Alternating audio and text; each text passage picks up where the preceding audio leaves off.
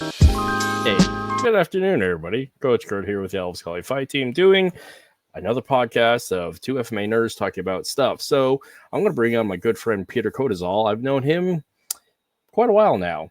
He's one of my homies from Canada. I lost track. Actually, no, he lost track of me when I went offline for self-seclusion for all my nonsense. But we've reconnected since I'm back, and I'm actually glad to. I'm very happy to have him come on and hang out with me, and we're just gonna kind of like do what we're going to do here on a Friday night. So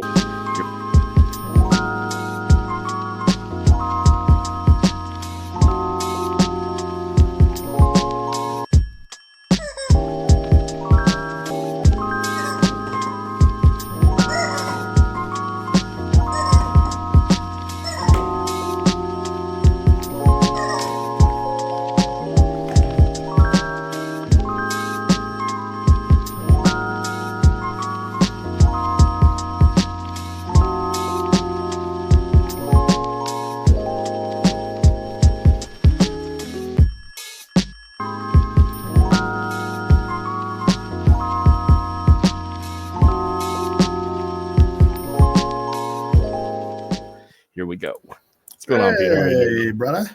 How you doing? I'm doing great, man. Awesome. Doing great.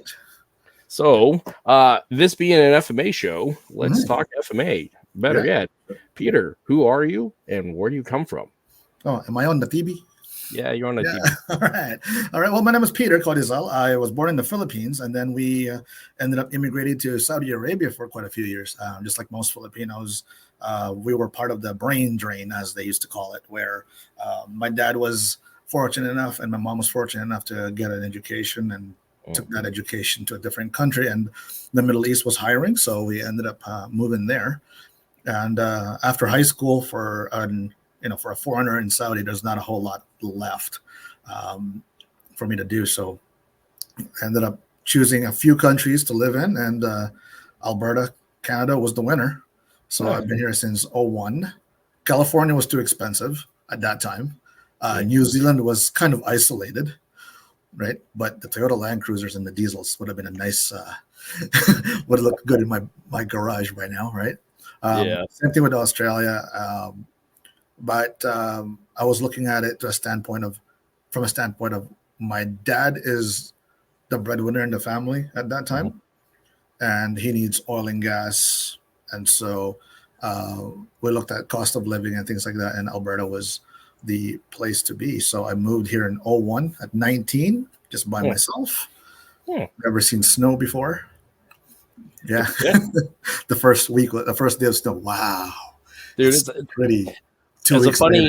As a funny aside, there are so many Filipinos that live in snow, like me, like all the whole Toronto crew. It's so interesting how Filipinos end up out of the islands and into the tundra. So whatever. Yeah, exactly. So first day was like, wow, it's such a cool thing to see. I was enjoying it. 2 weeks later, I'm like, yeah, is this ever gonna stop? And then I just learned to live with it. Even started doing winter camping and things like that, right? So yeah, that's fun. There's less bugs. That's right. No bugs. I don't have to worry about my steak disappearing or rotting. Right? Yeah. So that was the nice part. But when it comes to martial arts, my first exposure to martial arts was with my cousins, duking it out out of an argument, right? Yeah. And then we went to Saudi Arabia, and then that was one of the best experiences of my life, was the mix of Filipino-based martial arts that was there. Yeah. And as you probably know this, but if those who don't know, Saudi Arabia is really a transient place for foreigners. They don't usually go there and say, oh, I'm going to immigrate to Saudi and I'm going to live there forever and all those kind of things. No, you are there for a certain amount of time, and you can either have a 1-year contract or it could keep going until you're 55 or something like that. So I met all sorts of people. I've met some boxers. I've met Aikido practitioners, Kun Tao, and Musang. I don't know if you've heard of Musang before. No, I haven't. It's a cool little martial arts. So from what I remember as a child watching it, It is our version of Kung Fu. Oh, Musang means civet, palm civet. It is a beautiful animal, which I was fortunate enough to have 2 of those when I was a child. Okay? Nice. Yeah, they eat a lot of fruits, and for if Tuhon Jesse is listening, I think he knows what I'm talking about because he's a coffee fanatic. Okay, so these Musangs, they will actually eat the coffee. Oh, okay. So they poop the coffee out and it's Poops really the coffee out, and then Tuhon Jesse drinks it. Yeah. okay. Right? Okay. I mean, coffee makes you poop, so Right, exactly. that'll make for a great clip. It's pre-pooped, right? So I had 2 of those, and civets are known for their ability to dodge snakes and things like that. Okay. Yeah, so that was a style. It was awesome because they do a lot of like muscle tearing, Mhm. right? So it's like a gouge to the eye, right, and then a throat rip. Oh, Yeah, so it was really, really cool to watch.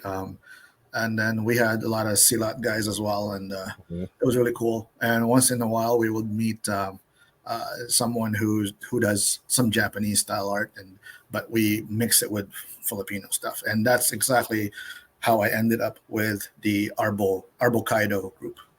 okay. So Japanese boxing and Aikido put together. Okay. Because that's what everybody was doing. So but mix it all together. What's interesting, because like this comes up consistently in the show and just in conversation in general, is that depending upon where you sit on this, Filipino martial arts is the duct tape of the martial arts world. Oh yeah. And just in the same, like Filipino martial arts, one of the strong suits that FMA has is that we can draw from other sources, integrate it, make it our own, and rebrand it as us. So that's really interesting to hear an origin story of multiple backgrounds brought together in true Filipino fashion and create something new. Yeah, absolutely. And that's the thing too. That also goes with our food. I mean, people say, "Oh, well, pancit's Filipino." Well, guess what? It's a mix of every single nation that has landed in the country, or the islands. Okay, so, and that's what I like about it. I mean, we just got to get over the fact that we are a multicultural society. We're not just one thing. We are many things that makes us who we are today. You know, if you look at a car, let's say it's a Japanese vehicle, a Toyota, but is everything really made in Japan? No, it's made in Mexico. Exactly. Yeah. What was better? Because we were talking about this earlier, and this is just a conversation I have all the time about this idea of the Philippines, what it is to be Filipino, and by extension, what is FMA. From an anthropological, from a sociological, from an anthropological standpoint, talk about society. The Philippines, the modern Filipino, is the result of the creation of the modern Filipino state, post-colonialism. So when we talk about what is a Filipino, how far back do we want to go? Do we want to go prior to pre-American colonialism, pre-Spanish colonialism?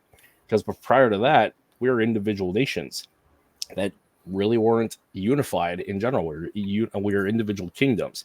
I liken it to dealing with the American Native indigenous population, where they're their own unique sub-nations, and we generalize them as an overall grouping of peoples by indigenous American, but they are their own unique thing.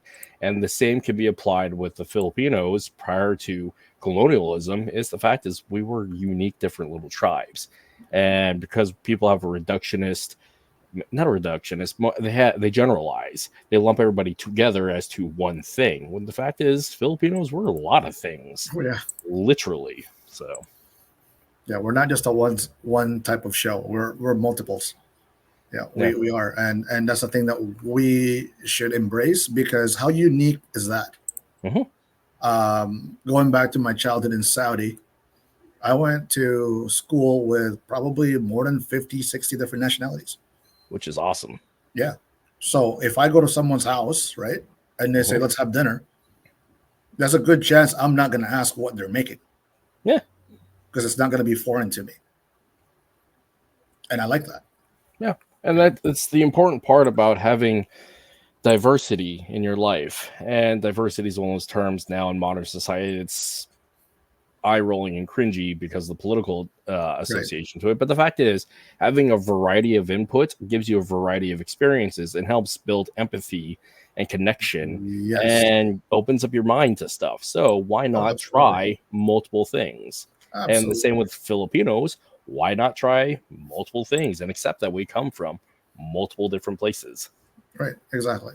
And that's what makes us really, really unique in that aspect. I mean, if you look at my family, some don't even look like me. Some of them look like they're from India. Some look like they're Korean. And I think it's awesome, you know, and I really love it. So it's just a matter of accepting that this is who we are and this is what we can offer. Yeah. And so go ahead. If we claim that FMA is FMA and nobody else has it, well, then can anybody claim an uppercut? No. Right. Are you going to put like some sort of restrictions on other martial arts because we're the ones that started an uppercut? No. Right? Okay. So if you go fishing, you're going to say, oh, well, tilapias are only Filipinos.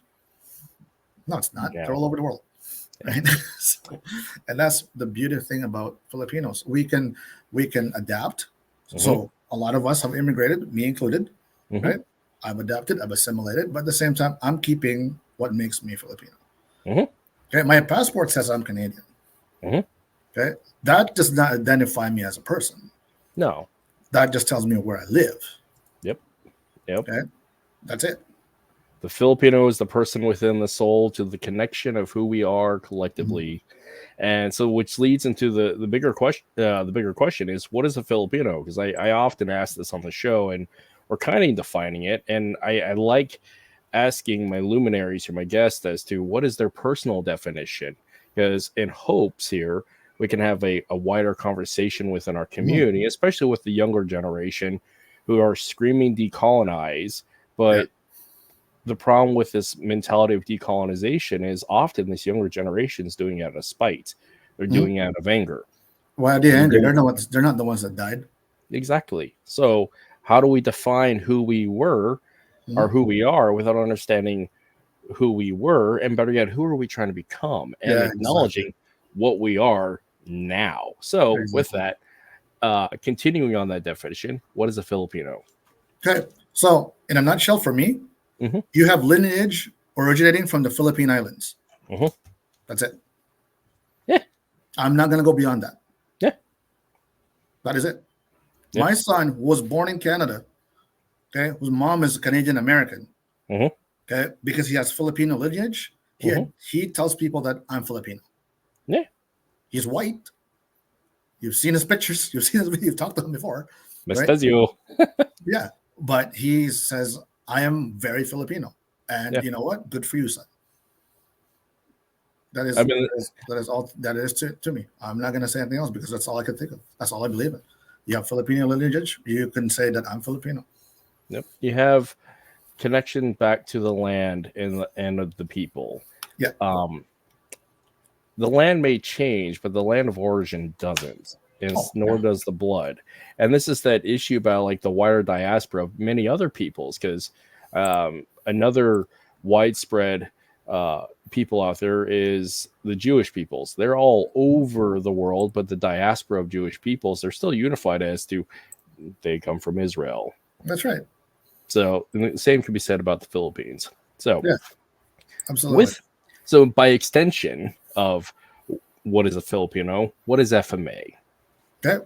FMA is a mix of martial arts from wherever they came from that landed in the Philippines. And plus also a mix of those and indigenous art that there was there from beginning, right? So we had Filipinos doing their thing, and then they've had visitors, and they said, hey, I like what you're doing. Oh, I like what you're doing too. Let's boom. At the same time, they were cooking food. And that's how we got a mix of different kinds of food too. Yep. And then before you know it, they'll be like, hey, you know what? I kind of like your sister. And then the girl says, oh, I kind of like him. So they had a like mix. Okay. So that's what makes a Filipino. That's what makes FMA. It is whatever was going on in the Philippine Islands, and whoever came in and started sharing techniques and 1 plus 2, right? Made it 3, which is FMA. Which is interesting because there's this consistent myth that we tell within our community that the sacred mother art that was unified throughout the Philippines, tying all the way back to our chief Lapu-Lapu, a Visayan, not a Ilocano, not a Papangan, but a Visayan. So individual kingdom, not unified, but the narrative that we tell now in this post-colonial mindset is that mother art from all the way back to the lineage of Lapu-Lapu. It's a nice myth. It's a nice fairy tale, but it's not true. But in the spirit of it, it's nice to see in certain ways because at least we're tying to an ancestor, whether or not it's an actual ancestor due to different kingdoms, but from the overall story and narrative of what it is to be the Philippines post-colonialism, it's nice to have legendary characters that we can hang our hat on and learn from, because the real problem that we run into is when we stop telling these stories, because the language dies when we stop speaking it and stop teaching it. Stories die when we stop telling them. So in the case of Filipinos, this issue about assimilation, we become truly assimilated when we stop talking about the things that were us, the histories, the stories, the legends, the food. Absolutely. And that's one of the things I miss about my grandparents, is because they would tell stories about long before technology was around. You know, how did they communicate? How come they were so fit compared to me now? Right? You know, those things are treasures that I will never see again or ever. You know, I mean, if you look at my family's martial arts, we don't call this angle 1. We don't call this angle 2. They have a name for it. Yeah. Angle 1 traditionally is called angle 1, right? No, my cousins, my aunts, my uncles call this buhat araw. Buhat means to carry, araw means sun. So I'm carrying the sun. Oh, okay. Right? That's how they call it. I've never heard it. Okay. So I said, okay, I'm gonna hit you with my angle 1, and go like, what the heck is angle 1? And I just go, okay, am I in trouble again? and that's it is the issue of, one, it's the telephone game, and it's the people worry about the watering down of the art. But the fact is, when you're going between different language barriers and different times and also different educational sets, we have to reduce things down to simple terms. And depending upon the templates, this is where we get the trajectories and the number system. Right. It makes sense that the first strike you do is an angle 1. But what if your first strike is horizontal strike? What is your first strike is a over the top strike? What's your first strike is a throw? Is that an angle 1? I mean, it's a matter of codifying a curriculum, and then the wider cultural base, they adopt something that's simple and accepted across the majority, and people forget about the minutia that is the unique things particular to lines. Because this is where I feel the arguments in spelling, that's one of my favorite things in our communities, the arguments in spelling of, is it hubad, is it hubad, is it panantukin, is it sundukin, is it panuntukin? It's this issue of understanding language, that it's not just dialects. These are distinctly different language groups that have their own language mechanics, syntax, and semantics, and just overall phonetics.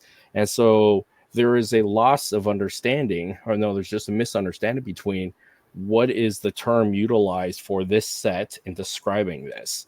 And people try to reduce it down to, or generalize it as, root Tagalog. Here we go. Angle 1. When the fact is, the majority in the modern state sure speaks Tagalog, but I mean, we got 7,132 islands on high tide or low tide. Yeah. So with that, what is it? We have how many individual indigenous groups? There's something 78 different tribes. So something like that, and maybe a sub tribe. So with that, the language is going to be different. The things that we call are slightly different. Right, and then you move it to the Western world, and everyone's got an accent of some kind. So it's going to change. Yeah. Right. And you know what I'm happy about is that it made it all the way here. Yeah, and that's really the more important part is it could have been lost to obscurity, as many things do throughout history. Right. And the fact that it survived through colonialization, through transition and immigration, that's powerful. That's really the story of what it is to be a There's Filipino. power in that. Yeah. Because FMA is actually dying in its motherland, but it's thriving outside of it. Yeah. Now, how wrong is that? Or how sad is that? And this, for the sake of history, or the sake of just conversation, why is it that FMA isn't widely known in the general population back in the Philippines? And better yet, why do people not practice it from that extension? Oh, I can tell you a story about my family. Okay. Well, a lot of them don't practice it because day one, it was a live blade. Okay. Yeah, that scared the living daylights out of my cousins, right? So day one, live blade. They're like, oh, I'm not doing that. So they ran away from it. No. So is the intention good? Maybe. But was the application good? Probably not. Yeah. Right? It was a live blade. So my cousin says to me, yeah, they were using a live blade from day one. I didn't want to do that. They're crazy. Yeah. Yeah. So, and also at the same time, Filipinos still have this mentality: if it's foreign, it's better. I don't really fully cater to that. That's fair. You know, and there's a reason. And I tell my cousins and their kids this. I said, do you know how many people from the Western world, how much money they spend to train in the Philippines? Yeah, it's cultural tourism. Yeah, and we don't even participate, and we don't even partake in it. No, and they look at us as, oh, it's too hot, or they're just gun soft. Yeah, is what I'm thinking, right? So, I mean, people might get mad about me saying that, but I don't care. But I mean, it's true, because the same is said here in the West. I mean, in general, across the board, in a modern society that's urbanized, is people don't want to do the hard things. They want to sit behind a screen, as we are doing now, but they don't want to go out and do the difficult thing of one, intellectually difficult, two, physically difficult, and three, the risk of failure and disappointment and embarrassment. Yeah. That is true. You know, and the thing too is that when a generation has stopped caring about a previous generation's ideology or tradition or a sport, like say, let's just call it a sport right now. Okay? That dies pretty quick. Yeah. That dies really, really quick. I mean, when I went back to visit my family, there was a generation gap between me and those teaching me. A huge generation gap. There was nobody my age or younger that was doing this. Which is crazy. And the sad part is, I'm the one who's interested, and I'm the one that lives thousands of miles away. And so I really treasured my time with my uncles. In the video, you might see me talking to one of them, my uncle in white. He's wearing a white shirt. I said, I'm sorry I live so far away. Yeah. That's what I told him. I'm sorry I live so far away. Otherwise, we would be doing this every day. I mean, look at the privilege that we have here in the West, is that we can seek this out readily, commercially, have conversations about this online, and yet there's people who actively won't teach this, won't share this, because they're afraid, they're embarrassed. I mean, I look at it from the standpoint of looking at my ates at the Fil-Am community when we gather, and for one, we're going to talk about racism here within our own community.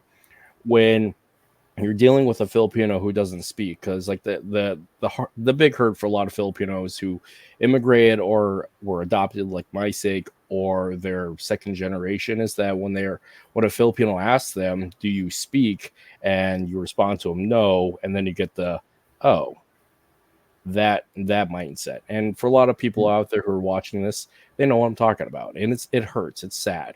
Now it's up to me to determine what and how I respond to that, and also how and what I do with that energy. But it's still, from a young child, that hurts. Oh yeah, it's disappointing. And so and back to this whole issue about privilege. We have such a privilege to learn about Filipino martial arts and our culture through the West. I mean, with all the Americans and the Canadians, and yet we still have a social group within our own that refuse, one, to teach the language, two, share the family knowledge, our martial knowledge, and I don't understand why that occurs. I don't know if it's because it's that part of immigration, that process of saying we're Americans now, we're Canadians now. It's a difficult thing that us in post immigration has to figure that out. Absolutely. If you look here, there's a huge um, Ukrainian society. What's the word I'm looking for? Sorry. Refugees? No, not refugees. There's a lot of Ukrainians that immigrated to Canada a long time ago, and they have Ukrainian centers. They've kept all of what makes them Ukrainian. Cultural centers. Yeah, they've kept it, their traditions, their language, and things like that. It's amazing, right? But here, there are more Filipinos than Ukrainians. Yeah. What do we have? Drama. Yeah, we do. Why? I don't know. And then they've got kids that are not even born here who are starting to lose their Filipino languages, and the parents just don't care. Or, I mean, in a lot of cases, they're just not taught it. And then they get looked down upon for having not been taught it. Yeah. It's like, now, obviously, the response, the more proactive, positive response is, well, I'll take it upon myself to go learn my language, learn about my people, which is the best result to do it, is take accountability, get out of that victim mindset, and just do something positive. And this is where I find with a lot of Filipinos, and like in my own case, is I do that. I use FMA as a conduit to reconnect, to learn. Yes, absolutely. And you gotta have that one avenue, right? That helps you. For me, the way I got interested in history in school was through the hardware, the firearms, the tanks, the airplanes. That's what got me going. And that's probably why I passed history, is because I could connect the equipment, the hardware, with what was going on. Now, my son took that to a different level, to a higher level, as in including names of the World War I and II airplanes, the pilots that were there. Right. So, and now he's starting to learn about World War II in the Philippines, because he's been learning about the Western Front. Now he's learning about the Eastern Front. And guess what? First thing he did was look at World War I, World War II in the Philippines. So he's connecting through that way, and I think it's great. Yep. Again, going back to the whole thing of, so long as you tell the stories and the deeds and keep the names of the dead in your mouth, they gain immortality. Just in the same, like, a culture can die, literally, and fade into obscurity, having been assimilated into a hegemony, when the people of that culture no longer preserve it, no longer live it, and just let it go. And that's another one too, is this debate between preservation and living. Now, the argument being is, by living the art, you are creating something new. But literally you are, because we can't go back in time. No, we can't. Preserving the art means that it's a snapshot of that particular time, that lineage, that individual, which is perfectly fine. And it helps propagate the art. But from a cultural standpoint, is we can't go back in time. We as a people are not museum pieces. No, we're not. So we have to live in the presence of the situation that we are living as we are in 2024, living in Western society, and living with the stories that we have to learn from historical texts, spoken word, and just the anecdotal traditions handed down. But we end up making something new. And this is where I find, like, the discussion between what is FMA is to, you have Aranis and you have Eskrima, and then you have Kali. And the way that I find with Kali is denotes that it's Western. It was developed here in the States or Canada. And there's nothing wrong with that, but it is an interesting, like, check to see where the lineages come from. Yeah. Now, it's not always accurate, but it's something that I've observed. Yeah, and everywhere you go in the Philippines, they have different names as well. I mean, don't forget, Estocada is also one of them. Right, that's what my family calls their art. So it's, and you know, at the end of the day, I don't care. Is somebody practicing it? Is it living because of certain individuals trying to propagate it? You know, are they doing the martial art justice by not being a McDojo? Mhm. Right? So that's, to me, is a good thing. If they're doing a good job of learning it properly, are they just one of those people that are going to seminars and all of a sudden they're instructors, or Yeah. do they actually go get trained properly, put bruises on their bodies, and feel the pain from time to time and recover from that, and then teach what they learned to someone who actually really wants to learn? Continuing the art, continuing the tradition, and practicing therein. I mean, that's how we not lose it.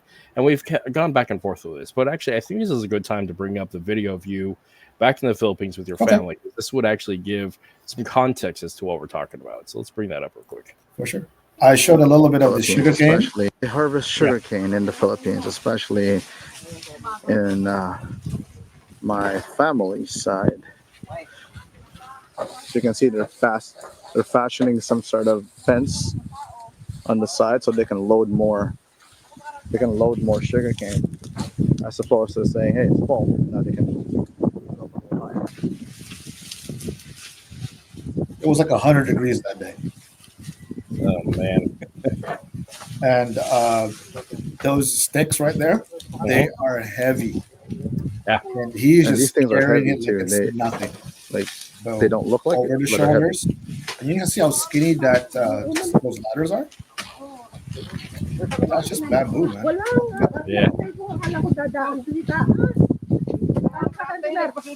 So the blade that they're using is called panadtad, or a chopper, so that they can They have these pour in there. sugarcane fields, and this is what paid for my dad's schooling, amongst other things, so that they can have a living.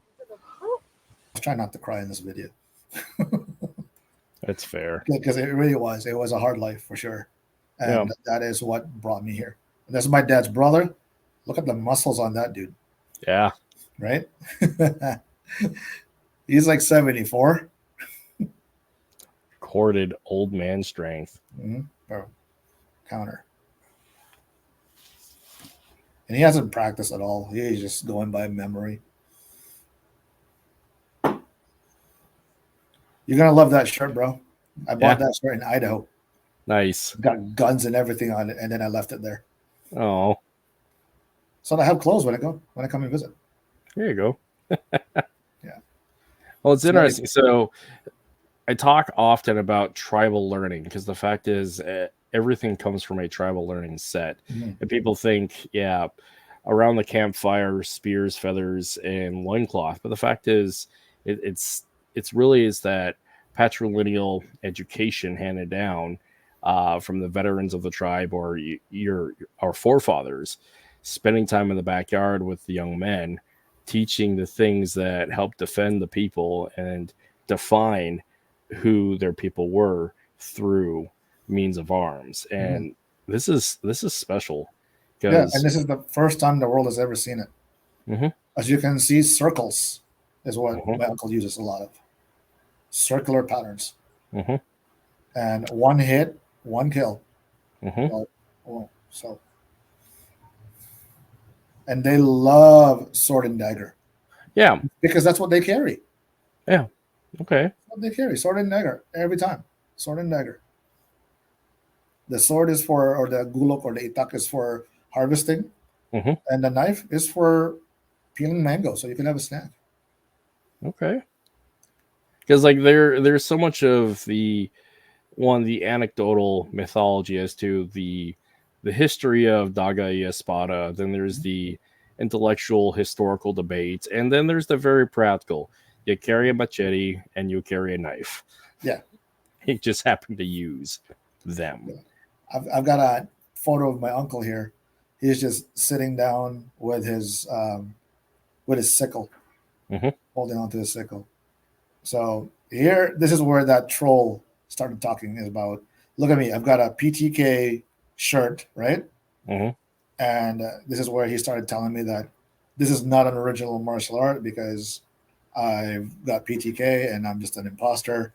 And then I said, read the freaking heading and listen to the narration. I mean, you're allowed to wear the clothes that you want to wear. I mean, the fact is this authentic hip hop because I'm wearing Wu-Tang today? I mean, come on. I wore that shirt because it was white and it was hot. Okay. That's so silly. This shirt was the lightest shirt I've got, Yeah. and it was the coolest one I've got. Yeah. The rest were dark colors, and I wasn't going to absorb all of that heat. That's why I wore a white shirt. Yep. Oh, this is interesting. So the footwork here is really interesting because you have female triangle. Yep. But you're getting off the line. Plus, you're biting your uncle. Yep. And I gave him a kiss on the cheek. He's like, "You son of a." And those are my uncles right there in the back. So the one in the white, that's also my uncle, my dad's brother. So you can see that he's checking. Mm-hmm. Right? And boom, done. That's nice. Yeah. So I love how it's just so simple. There's nothing flowery or Dougie about it. And then he's like, I'm going to do this and you just evade. It's interesting. So back to the footwork here. In this whole discussion about PTK, whatever, your footwork looks very much what I've observed with Serrata within that space. Now, we associate movement based upon a group of practitioners and a lineage. Mm-hmm. And it is just interesting how we make those associations, just like the association somebody made of, well, you're wearing a PTK shirt, but you're not doing PTK. It's like, well, let's look beyond that, because this is a comment about having a critical eye when consuming any sort of data, particular here for FMA, is like look beyond like the costuming, look at the movement. That's right. Just do what Rafiki said. Look beyond what you see. That's right. And the movement. Ooh, that's nice. And I was just messing around after a while, but my one uncle, he did not appreciate that. Yeah, so my Uncle Fred here, he's a little bit more chill, a little bit more relaxed. But my uncle here, no, you do not mess with him. Okay, that's fair. Yeah, he does not like that. That's fair. I'm still. You want to say hi, Mom? Who's that? Oh, I've got Kurt here. So hey everybody, this is my mom. Her philosophy when I was in school is never start the fight, but you end the fight. Yeah, there you go. So whenever I get into trouble, I knew I'd never started the fight anyway, but I end it. She's the reason why. There you go. Okay. Don't run crying. Don't run crying. That's what she said. Yeah. So it was. Yeah. So this is and that was my philosophy during when I was a kid, because when I was in Saudi, there was discrimination there. There was people tried to bully me, and I would have none of it. And so I just picked up what I knew and started defending myself in ways that I could.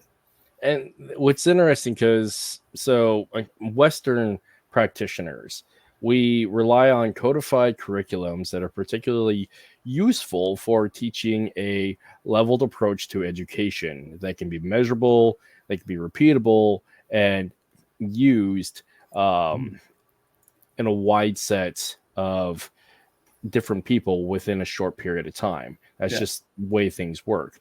Now, there is this interesting standpoint when you're dealing with, you have codified curriculum, and people have an expectation to move specifically to that codified curriculum.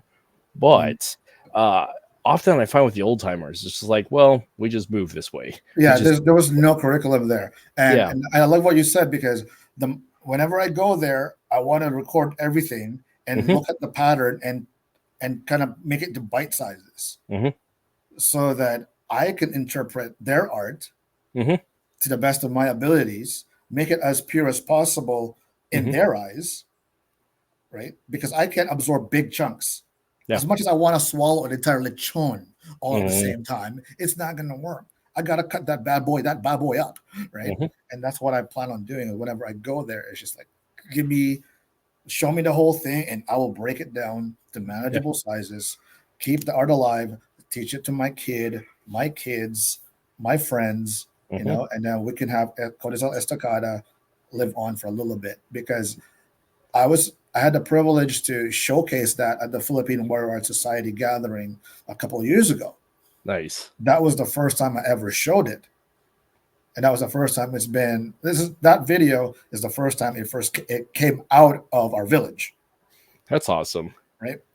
And when the Philippine Warrior Art Society had a gathering, that was the first time I showed it in public. I didn't have a curriculum. I just said, okay, how did my uncle hit me? Right? And I would go back to the ones that I did not show, the unedited video footage that I've got. Mm-hmm. And I said, okay, this is what I'm going to do.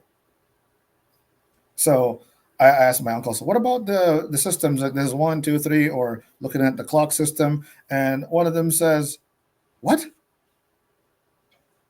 Regardless of where they start the strike, you're going to get hit. Yeah. It makes sense. Yeah. I said, don't overthink it. You're going to get hit. Regardless of what kind of strike they give you, you're going to get hit. Mm-hmm. And it's up to you. How are you going to counter that and end the fight? Mm-hmm. Yep. And I said, okay, let's make this as simple as possible. There's a strike, you counter it, and done. And that's okay. And that's the thing about moving just the way you do, from having a critical mind and a critical eye to just recognize patterns. Because again, curriculums are important for teaching over a long period of time and actually having a source material to draw from. Now, having the critical eye of saying, hey, this is human movement within a scope of fighting principles that's repeatable, because fighting principles are based upon situations that have occurred so often enough that we can make inferences and have a best guess solution from there. If I drop a rock, it's probably going to fall. There's a principle. So in the case of if I hit your hand, it's going to hurt. That's a principle. If I get off the center line, I'm going to be less likely to get hit. That's a principle. So having that critical eye to say, hey, recognize pattern, recognize situation, and understanding your positioning and the responses thereafter. The argument is that learned from curriculum, or is that learned from experience, or is that learned from both? And let's say what? Let's learn from both. Yeah. Why not? I mean, how many ways is there to pluck a chicken? Not many. Not many, but then you got to get that chicken plucked, right? Somewhere, somehow. Okay. Whether you douse it in hot water, pull it by hand, and burn the crap out of it, you're going to get a result anyway. So I like to learn from both, because there's times when, can you become a doctor just by becoming an apprentice, or do you need to go to a classroom too? Yeah. You have to have a basis of an education to draw from, to reference, but you also have that experience put into practice to actually own that knowledge. And I think that's actually where a lot of the argument comes from. One of many of the arguments that we deal with within our communities. This issue is curriculum-based methodologies or just movement-based methodologies based in principles. Because the fact is they're both unified in principles, because the human form only does so many things. So I think, for one, the curriculum-based system argument is tailored toward one, from a business standpoint. You're dealing with marketing, you're dealing with contracts, you're trying to deal with a brand. I understand that, and I get that. And then when you have somebody who's coming from the outside, just like, I'm moving. That's the way I move. It's what I do. Yeah. And there is that, but there is no intention as to what they're doing it for. That's where a conflict can arise. Yeah, and that was something new to me when I moved to Canada. I'm thinking, okay, I'm going to try to learn martial arts. So I went to a kendo club, and I'm thinking, oh, I need to sign all these paperworks? Yeah. Like there's a testing fee? Like, what is that all about? Because when I was in Saudi, that was not a thing. We all dropped $2 every time we had a class, because that would pay for the gym. Yeah, that was it. So if there was more of us that day, it's just a quarter or $1. If there was less of us, it could be $5, right? It's just a little donation thing. And then for our belting or whatever testing that we got to do, it was just, okay, the belt's going to cost this much. That was it. It was not a commercial thing. Then I moved here. It's like, it's so commercialized. I mean, we lost our gym. We had a nice gym with mats and everything. It was really nice. When we lost that gym, we were practicing outside. Tribal learning. Exactly. But it got too hot. Okay. It was like over 100 degrees Celsius, 100 degrees Fahrenheit or plus. And then we were over 50 degrees Celsius, somewhere in that area. Okay. Whatever it is, it's halfway boiling point. Okay? So we found an abandoned laundromat. And we had some mats to cover up the tiles that were sticking out. Right? And then we did it there. We had one electric fan. Tribal learning. And that's that again, dealing with the difference between you have a commercialized, curriculum-based, formalized training group, and then you got the backyard training group. And the fact is, we all start somewhat in the backyard and eventually end up in that. And there is a balance, and we can have both and celebrate both. The question comes into is when it comes to doing this professionally and trying to explain the experience that you have, because if you have a certificate, you can be commercial, you can be marketable. But if you're just moving, the question being is, where did you learn this movement from, and how are you certified to teach this movement?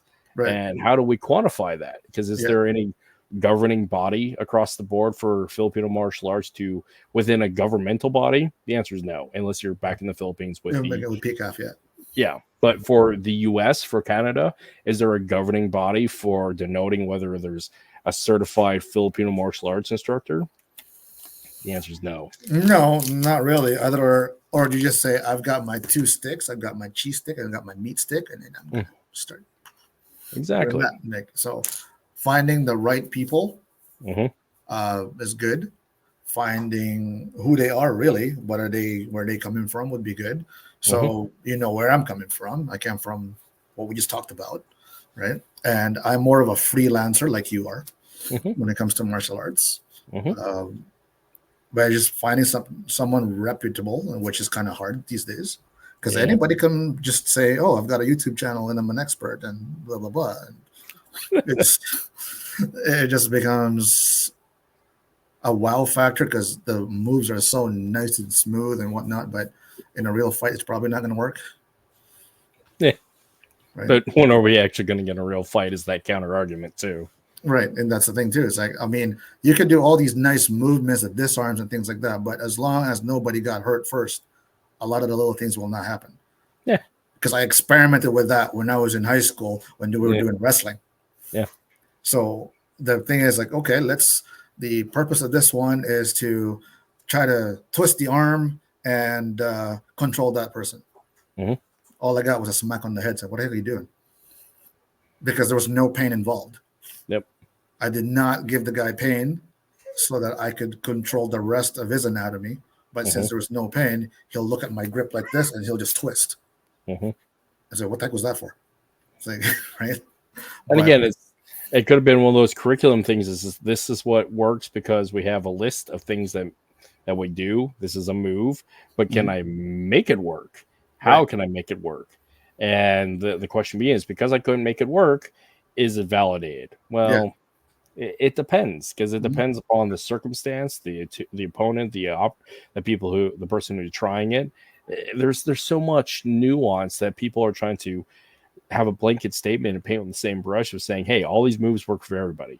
Like human potential, sure, but people are so different across the board that it really ends up being situational and maybe. Well, here's the thing. If a guy who is 6'5" comes up to me, a hip toss will not work well for me. Nah. It's not.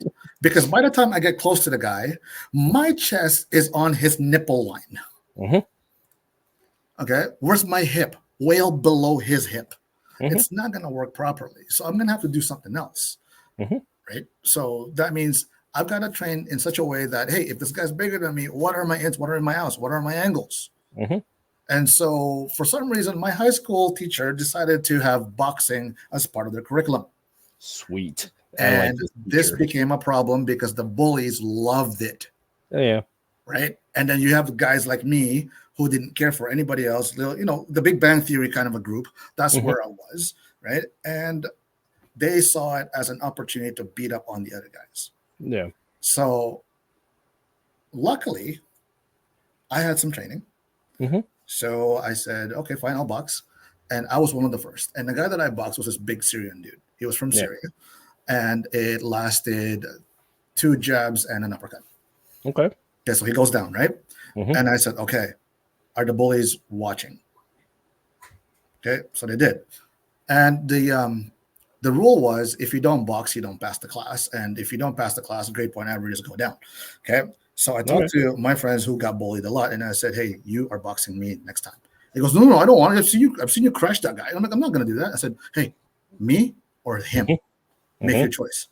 The rule is just to box. He didn't say I have to knock you out. And so that's what I did. Yeah. So I asked the teacher, said that, can I box these guys instead? And I think he knew what I was talking about. So they passed the class, and all we did was jab, jab, jab, and then I just kind of touch and go, touch and go, touch and go. Right? Yeah. So for the 2-minute rounds, touch and go, touch and go, they all passed. Yeah. That's what it was. Even the guy that was a bodybuilder would not come near me after that. So I said, okay, good, because I just want to be left alone. Well, yeah. And here's the thing, as a result of it, for you compared to everybody else, you got a lot of time in the ring. You got a lot of time dealing with a wide variety of sparring partners. You got to have all of so many different scenarios that you get to draw from that experience versus the one person who did it the one time. There's something to be said about that, and that's great. And at the same time, I've seen those guys beat up on other people. I didn't like it.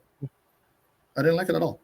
And one of the Algerian guy tried to start with me, but another guy stopped him. And I was like, oh, come on, please, just start. Because I want to end it. Just start, please. Because I got fed up with all the racism and politics that we had in that one particular school. But my previous school was a lot nicer. Yeah. Right. So I just figured if they were going to do something bad to me or my friends, then I think I'm going to step in. And I did a couple of times because some of these guys did not like my South African friend. He was like the only white guy, really tall, redheaded, had a lot of charisma. The girls liked him and they got jealous. Yeah. Yeah. And I defended the guy a couple of times, because he was my friend. And at the same time, I didn't really like, just because he was white, tall, and charismatic, that's not his fault. That you guys from a certain part of the world that speak the same language will gang up on him. Yep. Yeah. So, and also it's just good to know because I tell some of the people that I taught before, and when I'm teaching either first aid or martial arts, I'd say, are you really going to end up in a do or die situation tomorrow? Probably not. Probably not. So 99% of your life, you're probably not going to, but that 1% can change your life by 100%, right? Yep. So just look at it as we're having fun, recreation, right? Make some friends, learn new skills, learn from each other, because I'm going to learn as much as an instructor from a student, right? And if the time does come, or when, hopefully not, then at least you have some tools. Yep. It's the question of what is your why? Why we fight, and obviously the why changes over time based upon our circumstance at present. Yeah. So because my why in the past was, well, I was a professional athlete. My why in the past is I was a professional trainer. My why in my past was I was in the military. Yeah. But my why now is, well, because I can do what I want. I'm doing this because absolutely. I want to do it. I'm not preparing for war. I'm not preparing for a fight. I'm just doing stuff. Yeah. And it's the same way with me too. It's more like I am not in the military. I am not a professional fighter. I'm keeping it for a cultural aspect and to get a little bit more fitter. I mean, in the video that you showed, there was a comment saying you're very deceiving because I'm a big guy and I'm really fast. And I wanted to say fat guy and little coat, right? That's what I wanted to say. But just wait until I get back to my regular fitness regime. Like, how good am I going to be, right? That's the goal, is not to become a bench warmer dad. Yeah. Because, I mean, I often state movement is life, movement is medicine.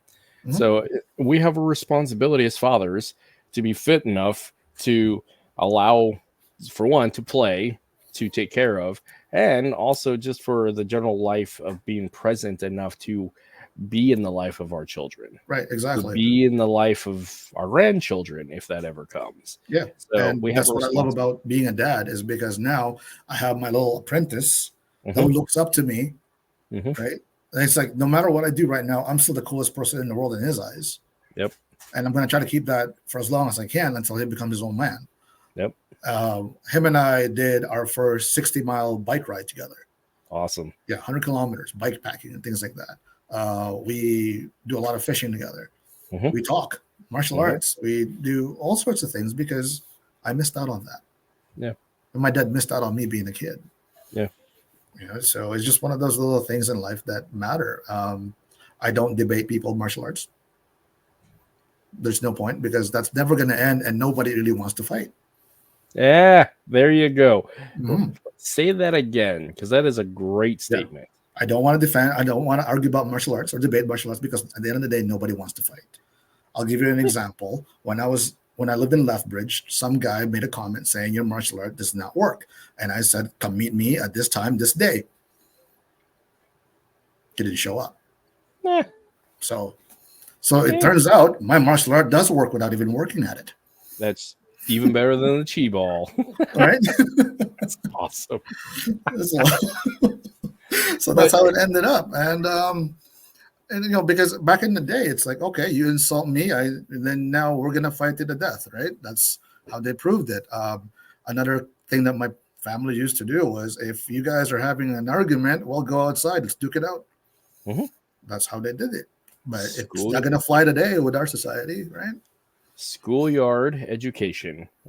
And people don't know that term. Certain age bracket doesn't know that term, because people of our age, approaching 40 and above, we could sort some things out in the schoolyard. Yeah. Now, and just in the same, because we could sort things out in the schoolyard. Hold on, just a second. Hey, look who's here. What's up, homie? Hey, it's Teacher Kurt. Hey. Look at that. You want to say hello? You want to say something in Tagalog? There you go. All right. Hey, but I'm gonna have to call you back, okay? All right, mahal kita. Ingat. There you go. So that's awesome. But yeah, so what I was talking about with schoolyard learning, the threat of violence keeps people very polite. Yeah. Right? What we run into now is people don't have a fear of a physical response, that they don't self-check, self-regulate the stupid things that are in their brain hole and then allows to escape. Because the rule being is, if I'm going to say something that's going to result into violence to me or others, I probably shouldn't say it. If I'm going to do something that's going to result in violence to me and others, I probably shouldn't say it, which leads into the larger philosophy of, why is a warrior polite? It's because they don't want to incur violence. However, they're capable of violence when it's necessary. Right. So, just remember, in a room full of people, it's the quiet ones that I like to learn more about. Yeah. But to me, at the end of the day, just be respectful, be polite, keep your ego in check. If someone is teaching a class, act as if you don't know anything. And every time we have a gathering, a POS, Filipino Martial Arts Society gathering, if someone's teaching, whether I'm filming or not, I know nothing. I don't know anything about what I've studied before, what I've trained before, because I want to absorb what they are trying to show me, because they took the time to learn that. Either they were professionals either were pro fighters or whatever it was, or they were a big enthusiast. They learned that. They took the time to learn it, and now they're giving me some of that knowledge, so I don't know squat, so that I can make room for what they're teaching me. You know, it's a really silly thing that people will spend good money, to go to a seminar and try to teach the seminar that they paid money to. Right. It's so bizarre. Yeah, I don't do that. I might help with a adjustment from people that have no background in Filipino martial arts, but that's as far as I'll go. So they'll be like, okay, you got to step. Oh, you kind of missed this little movement, and so I will show them that, and then I just back off and then go to the next move. Yeah, and the thing I find is, again, it's a matter of, can people take themselves out of their own headspace, their own ego, and actually just let information come to them? Because people are too ready to argue, too ready to respond, and don't just sit and listen. And this is actually where, again, some of the stories that are lost and some of the cultural things are lost, is because nobody sits around and just listens to the old knowledge and the old wisdom from the Ates and Kuyas. So, oh yeah, absolutely. That's a wealth of knowledge there. But anyway, I've got to get going. I just want to say thank you for this opportunity. I really enjoyed. I always enjoy talking to you, bro. I mean, we could probably go from a road trip from Alaska to South America and keep talking, right? Yeah, it'll be great. We'll do this again, because really, I don't have a schedule other than the one that I make, and I don't have a priority of who needs to be on here, because I just don't. I can hang out with my homies, so it's all good. But then again, I want to conclude by just have fun, enjoy the art. Don't bring egos in anything. The arguments will never stop. If you are arguing about someone online, just duke it out, okay, and see who's my martial arts is better than your martial arts, right? So just do it that way, old school.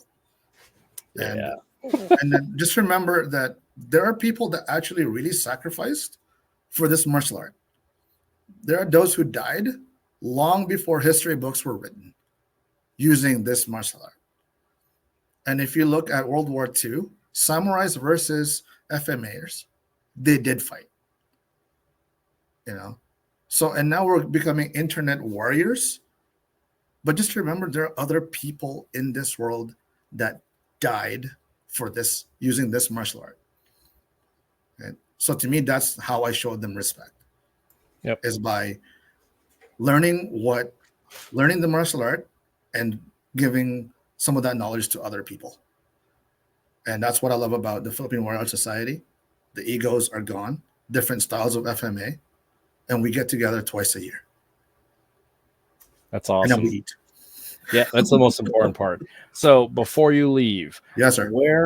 Where in the Philippines are you from? And on top of all that, where is your family of FMA lineage from? Okay, so my dad is from Batangas area, the mountain areas. My mom is from Iloilo.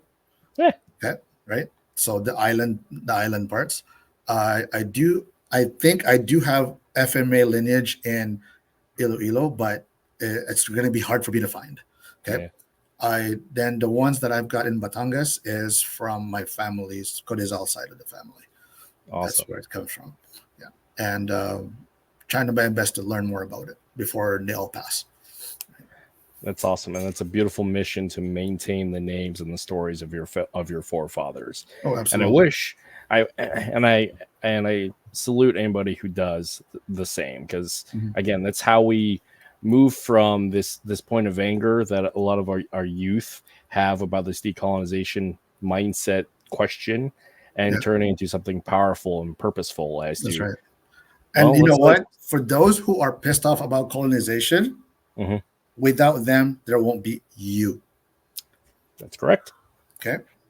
I think the only people who have the right to be angry about colonization are long gone. Yep. Okay.